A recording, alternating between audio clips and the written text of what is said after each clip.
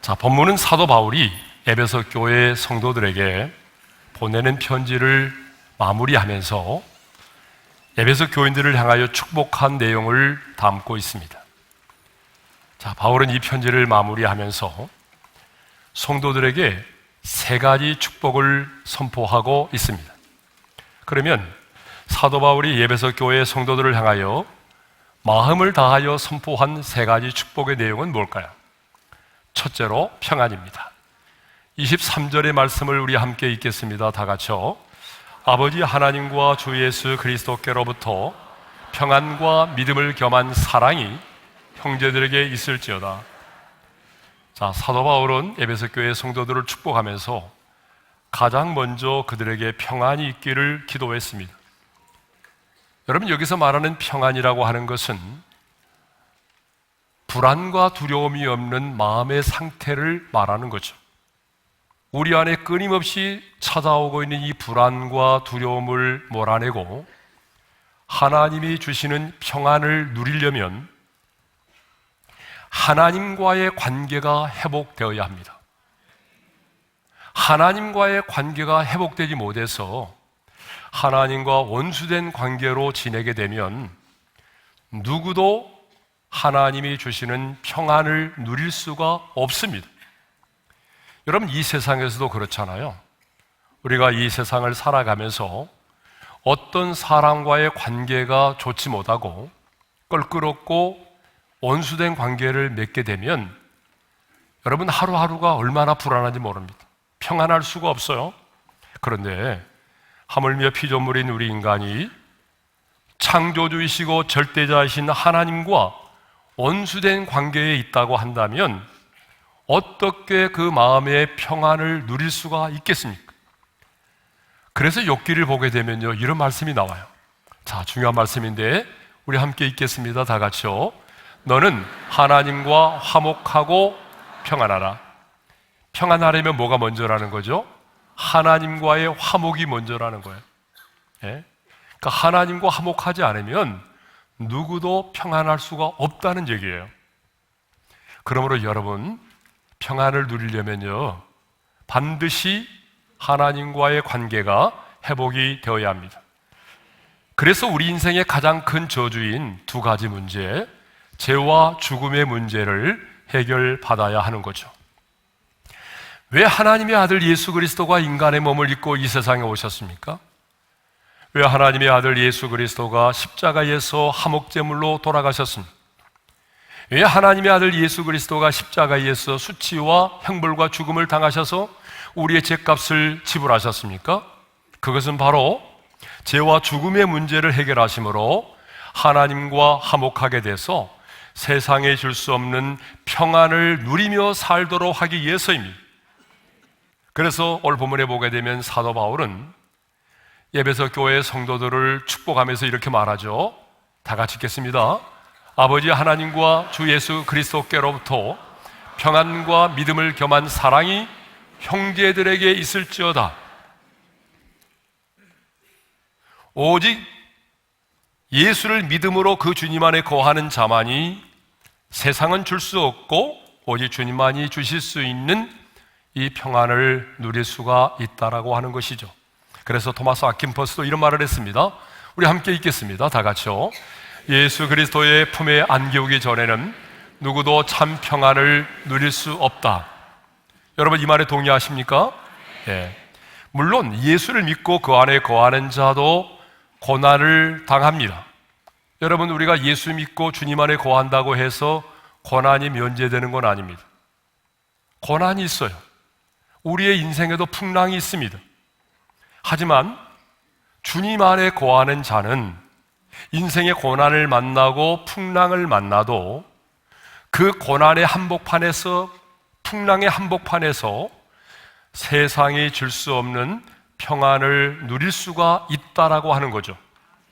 그것을 보여주시는 분이 바로 우리 예수님입니다. 여러분, 세상이 주는 평안은요, 특징이 있어요.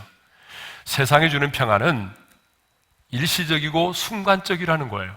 오래 가지 못한다는 거예요. 내 삶에 잔잔할 때, 내 인생에 문제가 없을 때, 내 인생이 형통할 때만 잠시 잠깐만 누릴 수 있는 것이 이 세상의 평안입니다. 그런데 여러분, 우리 주님이 우리에게 주시겠다고 약속하신 이 평안은요, 인생의 폭풍 가운데서도 누릴 수 있는 평안입니다. 인생의 밤 가운데서도 노래할 수 있는 평안입니다. 바울과 실라처럼 인격이 없는 깊은 감옥에 갇혀 있으면서도 하나님께 예배할 수 있는, 찬양할 수 있는 그런 평안입니다. 주님의 평안은 세상의 그 어떤 것도 빼앗아갈 수가 없는 평안입니다. 그런데 주님은요, 이 평안을 저와 여러분들에게 약속하셨고, 저와 여러분들이 이 평안의 축복을 누리며 이 땅을 살아가기를 원하십니다. 그래서 주님은 제자들이 자신을 버리고 다 떠나갈 것을 아시면서도 이렇게 제자들에게 말씀하셨습니다. 다 같이요. 이것을 너에게 이루는 것은 너희로 내 안에서 평안을 누리게 하려 함이라. 세상에서는 너희가 환난을 당하나 담대하라. 내가 세상을 이기었노라. 이 평안의 축복을 누가 누리며 산다고 말씀하고 있습니까? 주님 안에 거하는 자입니다. 성도 여러분, 우리의 인생에도 풍랑이 있습니다. 주님과 함께하는 인생의 항해에도 풍랑이 있습니다. 그러나 주님은 이 풍랑 앞에서 우리가 어쩔 줄 몰라 하고 두려워 떠는 것이 아니라 주님이 주시는 참된 평안을 누리며 살아가기를 원하십니다. 왜냐하면 평안이 없는 축복은 진정한 축복이 아니기 때문이죠. 아무리 세상의 사람들로부터 인정을 받고 정말 세상의 모든 사람들이 부러워하는 직장에 다니고 내가 고액의 연봉을 받고 있고 좋은 환경 가운데 산다고 할지라도 오늘 내 안에 주님이 주시는 평안이 없다고 한다면 그것은 진정한 축복이 아니라고 하는 것입니다.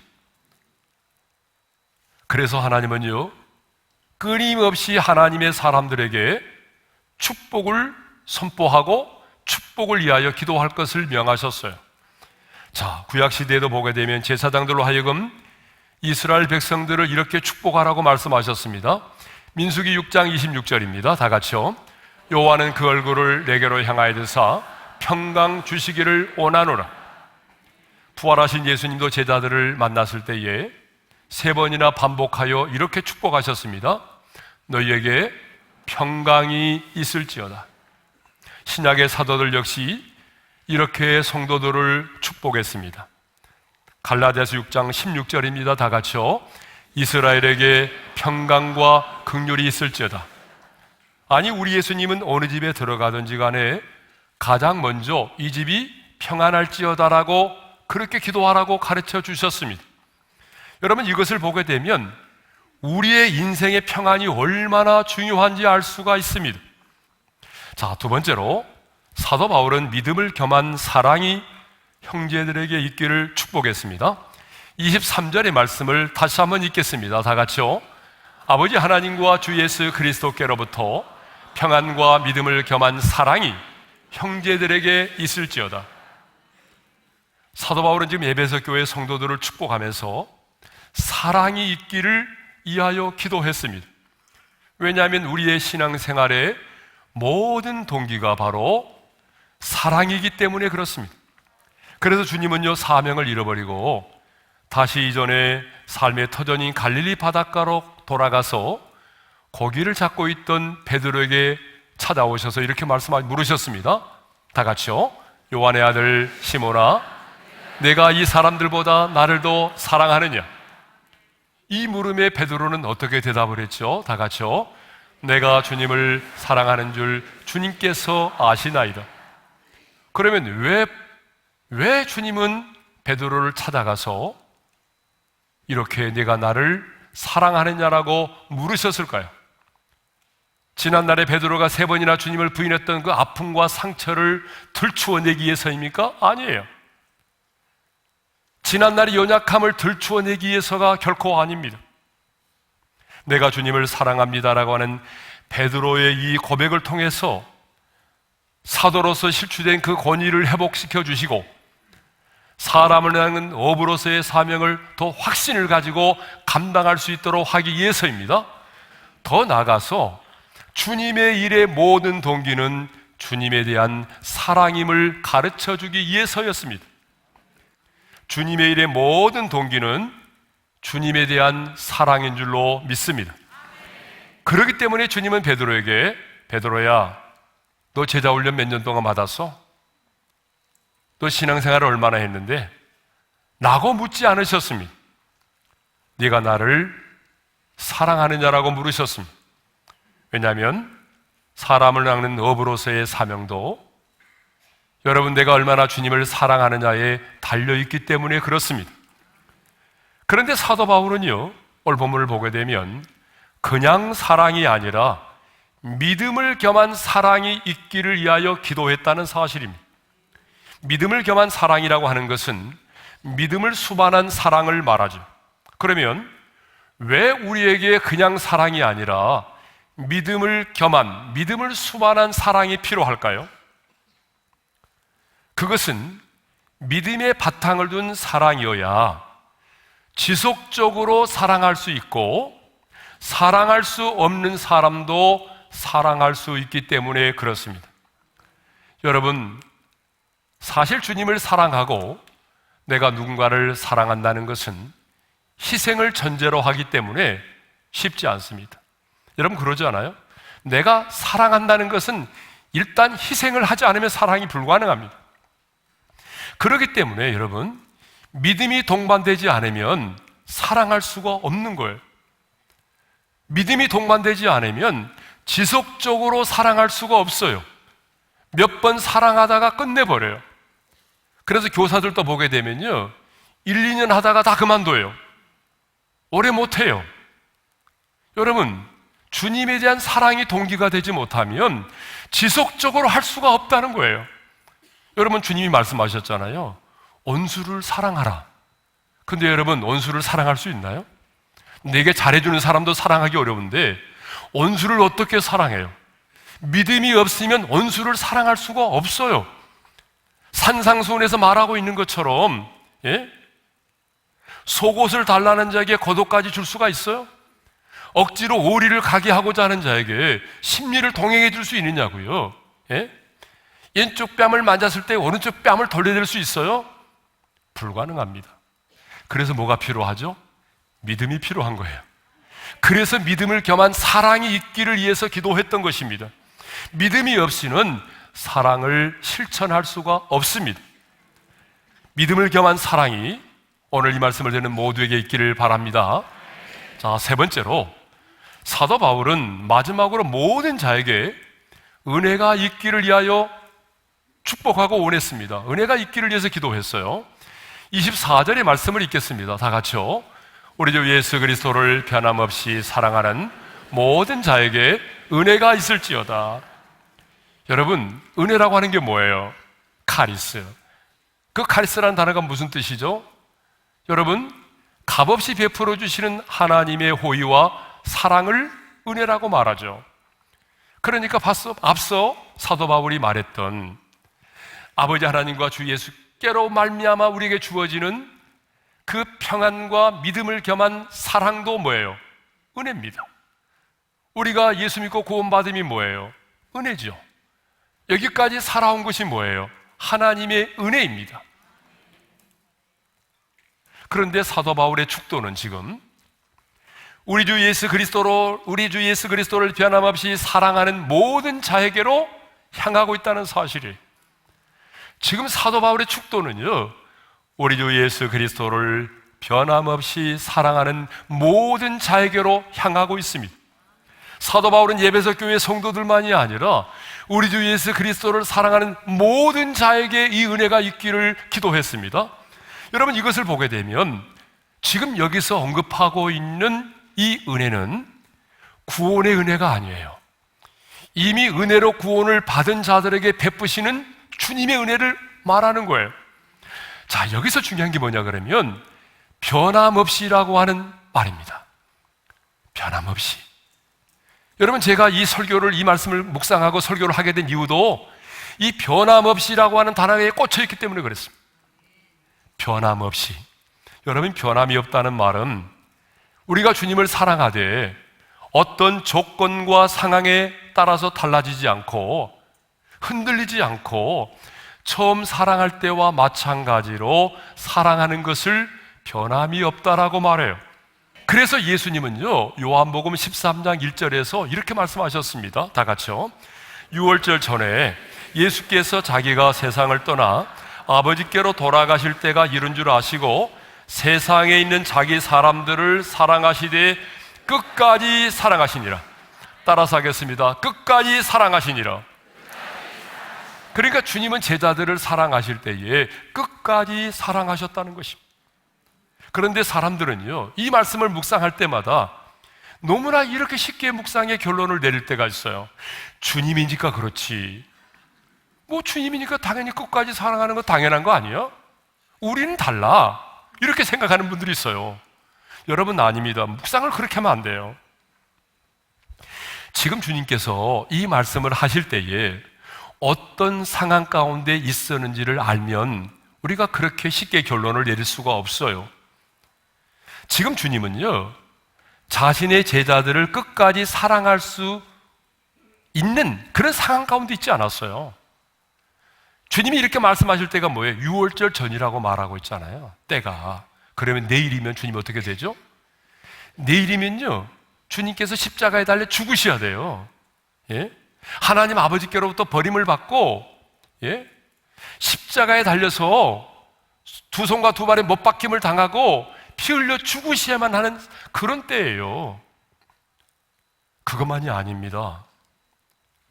지금 자신 앞에 앉아서 최후의 만찬을 하고 있는 제자들이 말이죠, 자신을 끝까지 따르고 인정하고 오는 것이 아니라 이제 내일이면은 자신을 배신하고 자신을 부인하고 떠나갈 것을 미리 알고 있었어요.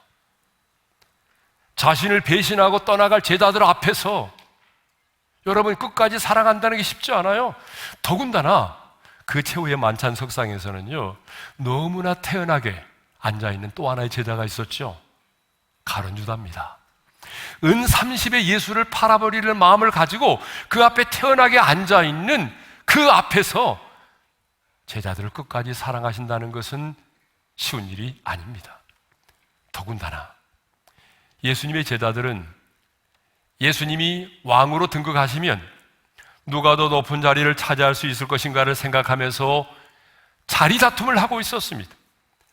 어느 한 제자도 주님의 마음을 알아주는 자가 없었습니다. 그럼에도 불구하고 예수님은 그 제자들을 사랑하시되 끝까지 사랑하셨다는 것입니다. 아무리 봐도 아무리 생각해도 결코 사랑할 수 없는 그들을 주님은 끝까지 사랑하셨습니다. 배반하고 배신하고 자기의 끝을 떠나갈 줄을 알면서도 주님은 끝까지 사랑하셨습니다. 자신을 팔아넘길 것을 알면서도 주님은 사랑하셨습니다. 예수님 자신의 마음을 몰라주고 자리 다툼만을 하고 있는, 그래서 주님의 마음에 못을 박는 그 제자들을 주님은 끝까지 사랑하셨습니다. 여러분, 이것이 바로 저와 여러분을 향한 하나님의 사랑입니다. 그런데 우리는 이 하나님의 사랑을 잘 모릅니다. 하나님이 나를 정말 얼마나 사랑하는지를 잘 몰라요. 분명히 성경은 수없이 내가 너를 사랑한다라고 말하지만 우리는 그 하나님의 사랑을 정말 느끼지 못하고 있어요. 아니, 그 하나님의 사랑을 경험하지 못하고 있어요. 그런데 여러분, 하나님의 사랑을 노래하고 있는 아가서를 보게 되면 하나님이 저와 여러분을 얼마나 사랑하시는지에 대하여 이렇게 노래하고 있어요. 아가서 5장 8절입니다. 다 같이요. 예루살렘 딸들아, 너희에게 내가 부탁한다. 너희가 내 사랑하는 자를 만나거든 내가 사랑함으로 병이 낫다고 하려무나. 여러분, 이 아가서는 우리를 향한 하나님의 사랑을 노래하고 있는 것입니다. 여러분, 하나님께서 우리를 어떻게 해서 얼마나 사랑하신다고 말합니까? 내가 너를 사랑함으로 병이 낫다라고 말하고 있습니다. 여러분, 우리 하나님은 전능하신 분이기 때문에 병이 나지 않습니다. 그렇지만 우리를 향한 하나님의 사랑을 이렇게 표현하고 있는 거예요. 여러분, 상사병이란 거 아세요? 누군가를 사랑해가지고 이루지 못할 사랑 때문에 상사병에 걸린 사람들이 꽤나 있었어요. 근데 주님이 내가 그렇게 병에 걸렸다는 거예요. 내가 너를 너무나 사랑하기 때문에 병이 났다는 거예요. 이것이 우리를 향한 하나님의 사랑입니다. 여러분, 이렇게 저와 여러분을 향한 하나님의 사랑은 끝이 없고 변함이 없습니다. 그렇다면 오늘 이 시대를 살아가는 우리들에게도 이 하나님의 사랑에 대한 확신이 있어야 되잖아요. 내가 아무리 힘들고 어려워도 그래, 주님은 여전히 나를 사랑하신다. 하나님의 사랑에서 끊을 수 있는 것은 아무것도 없다 라고 하는 이 확신을 가지고 살아야 된다, 그 말입니다. 네. 내가 사람들에게 사기를 당하고 그래서 그냥 집을 내어주고 변두리에서 살아도 그래, 여전히 하나님은 나를 사랑하신다, 하나님의 사랑은 여전히 나를 사랑하신다라고 하는 이 확신을 가지고 살아야 된단 말입니다. 그런데 바울이 이 확신을 가지고 살았어요. 그래서 사도 바울은 하나님의 사랑에 대한 두 가지 확신을 가지고 살았습니다. 여러분, 그 첫 번째 확신이 뭔지 아세요? 하나님의 사랑에서 끊을 수 있는 것은 아무것도 없다는 확신을 가지고 살았습니다. 우리 말씀을 읽겠습니다. 로마서 8장 38절 39절입니다. 다 같이요. 내가 확신하노니 사망이나 생명이나 천사들이나 권세자들이나 현재일이나 장래일이나 능력이나 높음이나 깊음이나 다른 어떤 피조물이라도 우리 주 그리스도 예수 안에 있는 하나님의 사랑에서 끊을 수 없으리라. 내가 확신하노니. 이것이 바울의 확신이었어요. 바울은 복음 때문에 감옥에도 갇혔습니다. 무수히 많은 매를 맞았습니다. 그러나 바울은 확신이 있었어요. 어떤 상황도, 그 어떤 사람도, 심지어는 죽음도 그리스도 예수 안에 있는 하나님의 사랑에서 나를 끊을 수가 없다. 이 확신을 가지고 살았어요. 이 확신을 가졌기 때문에 당당하게 살았어요. 두 번째 확신이 뭔지 아세요? 하나님의 사랑 때문에 넉넉히 승리한다는 확신입니다. 여러분, 로마서 8장 37절의 말씀을 우리 함께 읽겠습니다. 다 같이요. 그러나 이 모든 일에 우리를 사랑하시는 이로 말미암아 우리가 넉넉히 이기느니라. 하나님의 사랑 때문에 고난도 이겨내고 하나님의 사랑 때문에 아픔도 이겨냈다는 거예요. 근데 간신히 이기는 게 아니라 그 하나님의 사랑 때문에 넉넉히 이겼다는 거예요. 그러므로 여러분, 오늘 우리에게도 하나님의 사랑에서 끊을 수 없는 것이 아무것도 없다는 이 확신, 하나님의 사랑 때문에 넉넉히 승리할 수 있다고 하는 이 확신이 우리에게 필요합니다. 그런데 우리 주님을 끝까지 변함없이 사랑하는 자가 많지 않아요. 한순간 주님을 사랑한다고 고백하지만 인생의 고난과 풍랑 앞에서 수시로 변해버리는 성도들의 모습을 참 많이 보게 됩니다. 우리를 향한 하나님의 사랑은 변함이 없는데 하나님을 향한 우리의 사랑이 수시로 변하고 있다는 사실입니다. 여러분, 왜 우리의 사랑이 변합니까? 왜 우리의 사랑이 변하죠? 많은 사람들은 이렇게 말하더라고요. 고난 때문이라고, 인생이 너무나 힘들고 어렵기 때문이라고. 저는 그 말에 동의하지 않습니다. 여러분, 고난 때문에 주님에 대한 사랑이 변한 게 아닙니다. 인생이 힘들고 어렵기 때문에 주님을 향한 우리의 사랑이 식어지는 게 아니에요. 내가 하나님과 멀어졌기 때문이에요. 내가 하나님 외에 내 자신을 사랑하고 내 자식을 더 사랑하고 세상을 사랑하기 때문이에요. 데마가 그것을 보여주잖아요. 디모데후서 4장 10절의 말씀을 읽겠습니다. 다 같이요. 데마는 이 세상을 사랑하여 나를 버리고 데살로니가로 갔대요. 왜 데마가 바울의 동역자로서 영광을 버리고 떠났다라고 말하고 있나요? 세상을 사랑했기 때문이라는 거예요. 여러분, 주님을 향한 우리의 사랑이 변하는 것은 여러분의 고난이 힘들고 어려워서가 아니에요. 내가 주님보다 세상을 사랑하고 주님보다 그 누군가를 더 사랑하기 때문이에요. 내 마음이 주님과 멀어졌기 때문이라 그 말입니다. 성도 여러분, 이 세상도 지나가고 정욕도 다 지나갑니다. 이 세상의 모든 것은 낙엽처럼 떨어집니다. 이 세상의 모든 것은 무대 위의 배우가 사라지는 것처럼 언젠가는 사라집니다. 그러나 성경은 말하죠. 사랑은 영원하다고. 그러므로 우리도 주님을 변함없이 사랑해야 합니다. 인생의 밤을 만나고 인생의 풍랑을 만나고 이해할 수 없는 사건과 사고를 만난다고 할지라도 여러분, 우리는 주님을 변함없이 사랑하는 자로 살아가기를 바랍니다. 주님을 변함없이 사랑하는 자가 되기를 바랍니다. 뿐만 아니라 주님이 자신의 핏값으로 세우신 주님의 몸된 교회도 변함없이 사랑할 수 있기를 바랍니다. 그리고 사랑의 대상으로 내게 허락하신 지금의 내 남편도, 내 곁에 있는 내 아내도, 내 자녀도, 나를 낳아주신 부모도 변함없이 사랑할 수 있기를 바랍니다. 여러분, 사람들이 죽어갈 때 후회하는 게 많다고 그러죠. 사람들이 죽어갈 때 후회하는 말이 많은데 가장 사람들이 후회하는 게 뭐냐 그러면 인간관계와 사랑에 대한 후회가 많대요. 사람들이 이 땅을 떠나면서 후회하는 것이 참 많은데 인간관계와 사랑에 대한 후회가 제일 많다는 것입니다.